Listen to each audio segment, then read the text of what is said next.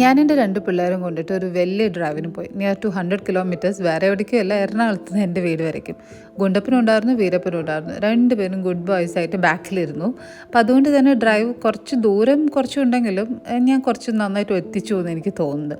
വീട്ടിൽ വന്നപ്പോൾ അമ്മ ഭയങ്കര സർപ്രൈസ്ഡ് ആയിരുന്നു ഇവന്മാർ 2 പേരെയും കണ്ടിട്ട്. ബേബി ആണെങ്കിൽ കാർ സീറ്റിൽ നല്ല ഗുഡ് ബോയ് ആയിട്ടിരുന്നു കേട്ടോ. ആൻഡ് ഗുണ്ടപ്പനാണെങ്കിൽ ബേബിയുടെ അടുത്തുള്ള സീറ്റിലും. ബേബിക്ക് വന്നപ്പോൾ ഭയങ്കര സർപ്രൈസ് ആയത് എന്താണെന്നറിയാം, അമ്മമ്മയുടെ കാതിൽ കമ്മലാണ്. കാരണം ഇവൻ കാരണം എനിക്ക് കമ്മലൊന്നും ഇടാൻ പറ്റില്ലല്ലോ. ആൻഡ് അമ്മ നമുക്ക് ഇത്തവണ ഡ്രാഗൺ ചിക്കൻ ഉണ്ടാക്കിയിട്ടാണ്. അപ്പോൾ ശരിക്കും അത് റെസ്റ്റോറൻറ്റ് ടൈപ്പ് തന്നെയായിരുന്നു അമ്മ ഉണ്ടാക്കി കഴിഞ്ഞ് വന്നപ്പോൾ.